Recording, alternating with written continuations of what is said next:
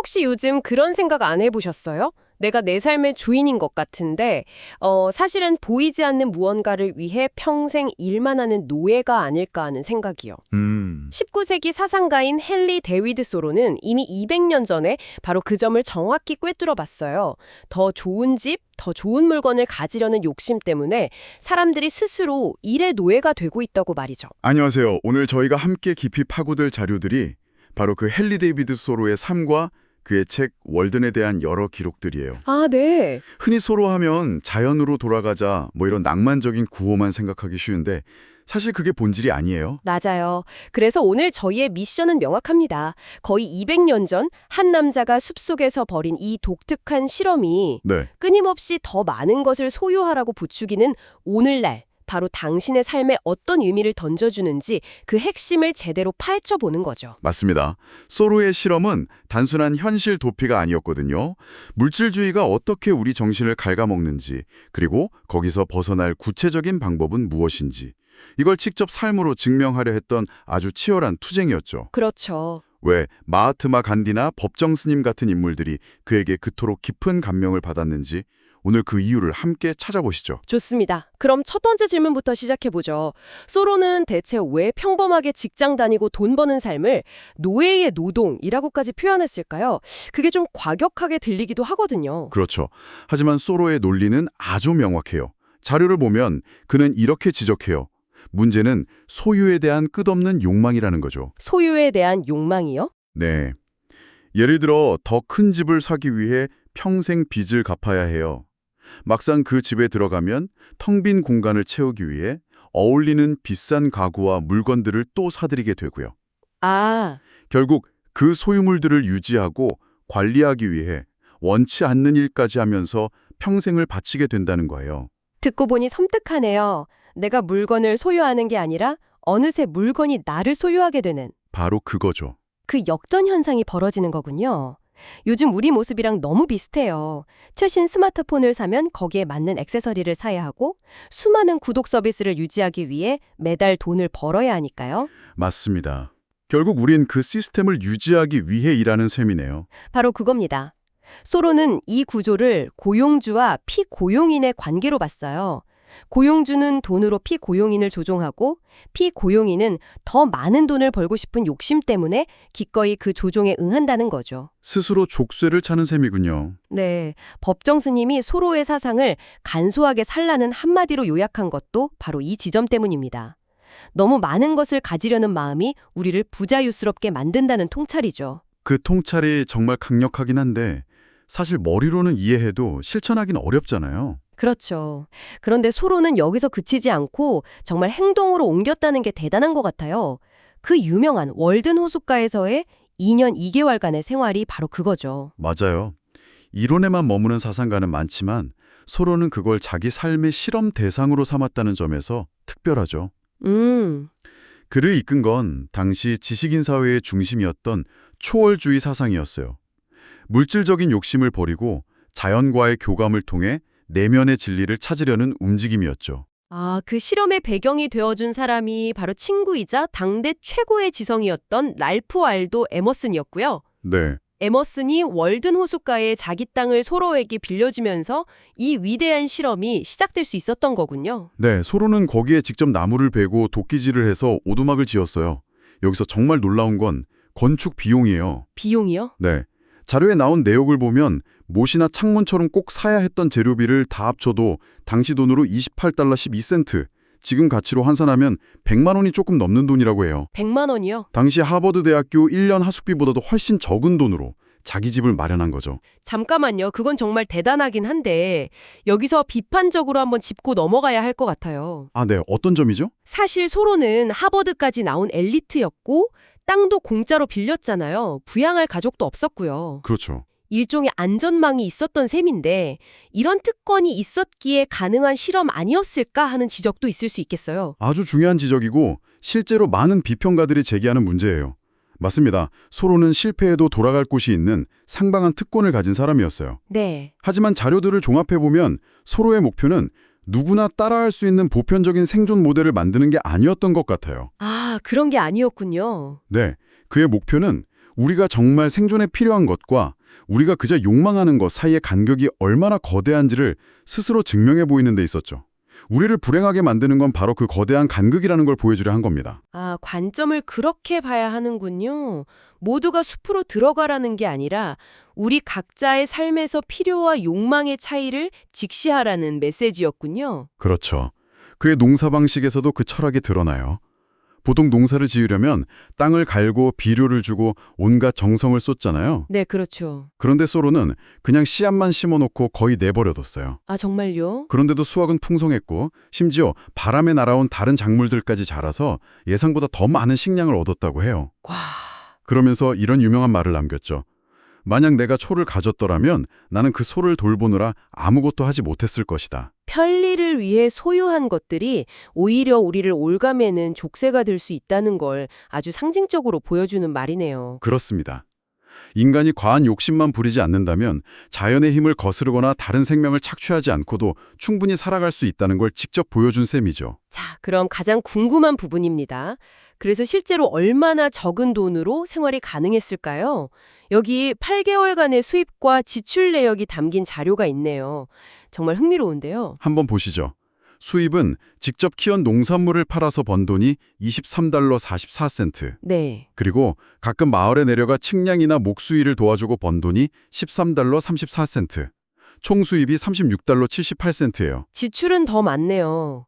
집 짓는 데 쓴 돈, 씨앗값, 식비, 옷값 등을 다 합치니 총 61달러 95센트. 언뜻 보면 적자인데요? 하지만 여기서 함정이 있죠.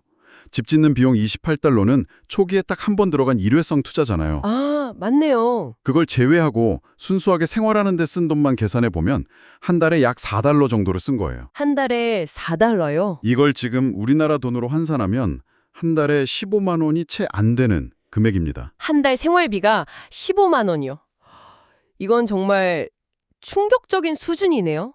물론 200년 전이라는 걸 감안해야겠지만 그럼에도 불구하고 최소한의 삶이라는 게 어느 정도인지 다시 생각하게 만드는 금액이에요. 바로 그게 소로가 던지는 질문입니다. 우리에게 충분함이란 과연 어느 정도인가? 소로는 말해요. 인간은 이 정도로도 충분히 의미 있고 풍요롭게 살 수 있다고요. 더 맛있는 음식, 더 많은 돈을 원하는 그 욕심 자체가 우리를 괴롭히는 근원이라는 거죠. 친구 에머스와의 대화에서도 그 고민이 잘 드러나더라고요. 소로가 이런 말을 하죠. 바깥 세상에 나가면 제가 약해져요. 맞아요. 남들처럼 돈을 많이 벌어야 할 것 같고 그러다 보면 결국 제 자신을 괴롭히게 되거든요. 네, 그러면서 덧붙이죠. 밖에 나가서도 그런 물질주의의 압박에 흔들리지 않을 자신이 생길 때 그때 세상으로 돌아갈 겁니다. 아, 이 말을 통해 우리는 월든에서의 생활이 단순한 경제적 실험을 넘어 세상의 기준으로부터 자신의 내면을 지키는 힘을 기르는 일종의 정신적 수련이었음을 알 수 있어요. 소로의 이런 급진적인 생각은 비단 경제관념에만 그치지 않았던 것 같아요. 자료를 보니 그는 교육자로서도 굉장히 시대를 앞서간 인물이더라고요. 정말 그렇죠. 사실 그는 월든에 들어가기 전에도 이미 기성사회와 한번 크게 충돌한 경험이 있어요. 바로 교사 시절이었는데 교사요? 네, 당시엔 학생들에게 체벌을 가하는 게 당연시 되었거든요. 학교에서 소로에게 학생들을 체벌하라고 강요하자 그는 그 자리에서 사표를 던지고 나와버립니다. 정말 대단한데요. 그리고 나서 직접 형과 함께 학교를 세웠다고요. 체벌 없이 스스로 공부하는 학교라는 기치를 내걸고요. 1830년대에 말이죠. 와, 네, 근데 더 놀라운 건 그의 수업 방식이에요. 그는 아이들을 교실에 가둬두지 않았어요. 밖으로 데리고 나가서 숲을 거닐고 강에서 배를 타며 새와 꽃, 곤충들을 직접 보고 만지며 자연 그 자체를 교과서로 삼게 했죠. 그게 바로 요즘 말하는 생태학습이나 숲유치원의 원조격이겠네요? 그렇습니다. 교실에 앉아서 책으로만 배우는 게 아니라 온몸으로 지식을 체득하게 한 거니까요. 당시 학부모들 반응도 뜨거웠다고 하더라고요. 맞습니다. 그의 독특한 수업 방식을 구경하러 오는 사람들까지 생겨날 정도였으니까요. 영국의 유명한 대안학교 서머힐 스쿨이 아이들의 자유와 자발성을 존중하는 교육을 내세우며 20세기 초에 설립됐는데 네네. 소로는 그보다 거의 100년 전에 비슷한 철학을 실천하고 있었던 거예요. 얼마나 시대를 앞서갔는지 알 수 있는 대목이죠. 자, 그럼 이 모든 것들을 종합해보죠. 서로는 월든에서의 2년 2개월을 통해 궁극적으로 무엇을 얻었을까요? 일단 눈에 보이는 성과로는 콩코드 강과 메리넷 강의 일주일이라는 책의 원고를 완성했고 부르의 명작인 월든을 쓰기 시작했다는 점을 꼽을 수 있겠죠. 물론 그것도 큰 성과지만 자료들은 그보다 더 중요한 무형의 자산을 이야기해요. 무형의 자산이요? 바로 원한다면 언제든 일의 노예가 되지 않고도 살아갈 수 있다는 자신감.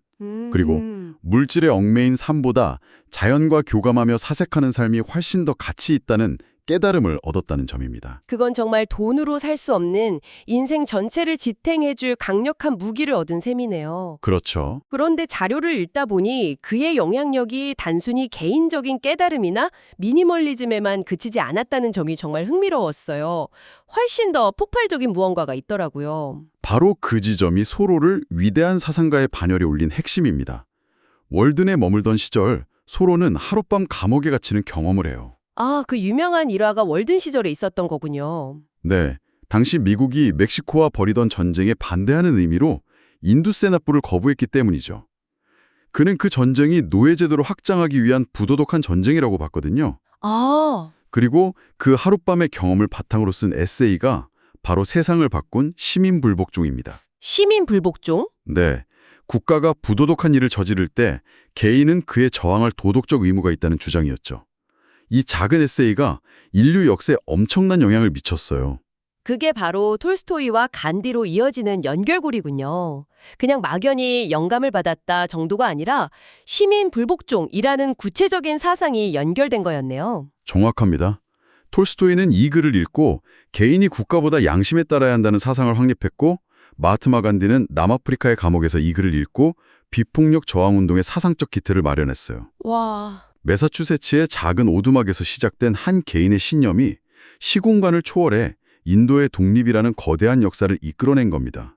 이게 바로 소로의 진짜 유산이죠. 정말 소름이 돋네요. 안타깝게도 그는 44세라는 젊은 나이에 결핵으로 세상을 떠났지만 죽음 앞에서도 굉장히 초연했다고 들었어요. 네, 임종 직전 여동생이 사후세계에 대해 묻자 그는 한 번에 하나씩만이라고 답했다고 해요. One word at a time. 네, 그리고 자연으로 돌아가면 그 속에서 영원히 살 수 있을 것이라는 말도 남겼고요. 죽음마저도 두려워할 대상이 아니라 자연의 거대한 순환 속으로 돌아가는 과장으로 받아들인 거죠. 그의 삶과 철학이 마지막 순간까지 완벽하게 일치했음을 보여주는 대목입니다. 오늘 우리는 헨리 데이비드 소로의 삶을 통해 물질 만능주의의 위험성과 간소한 삶의 가능성을 깊이 들여다봤습니다. 그의 실험은 단순히 숲으로 돌아가자는 이야기가 아니었어요. 아니었죠. 오히려 자신의 삶에서 무엇이 진정으로 중요한지 발견할 수 있는 시간과 정신의 자유를 확보하라는 외침이었죠. 그리고 그 자유를 바탕으로 신념에 따라 행동하라는 강력한 메시지이기도 했고요. 맞습니다. 행복은 소유의 크기가 아니라 지금 가진 것에 만족하고 내면의 목소리에 귀 기울일 수 있는 여유에서 온다는 그의 통찰은 200년이 지난 지금 오히려 더 절실하게 다가오는 것 같아요. 그러게요. 이제 마무리할 시간인데요. 마지막으로 청취자분들께 던지고 싶은 질문이 있으시다고요? 네. 오늘 우리가 살펴본 자료의 한 구절에서 이런 생각이 떠올랐어요. 현대는 얼마나 좋은 세상인가. 욕심만 버리면 노예가 되지 않을 수 있으며 심지어 복지 제도로 인해 기본적인 생존마저 가능하다. 소로는 시스템에서 벗어나기 위해 직접 숲으로 들어가 혹독한 자급자족을 감내해야만 했습니다. 하지만 오늘날 우리에겐 최소한의 사회적 안전망이라는 게 있죠. 그렇죠. 그래서 이런 질문을 던져보고 싶어요. 현대의 복지 시스템은 우리가 소로처럼 간소하고 주체적인 삶을 선택하는 것을 더 쉽게 만들어줄까요? 아니면 오히려 최소한의 생존에 안주하게 만들고 더 큰 욕심을 부추기는 또 다른 형태의 덫이 될까요? 한 번쯤 깊이 생각해 볼 문제입니다.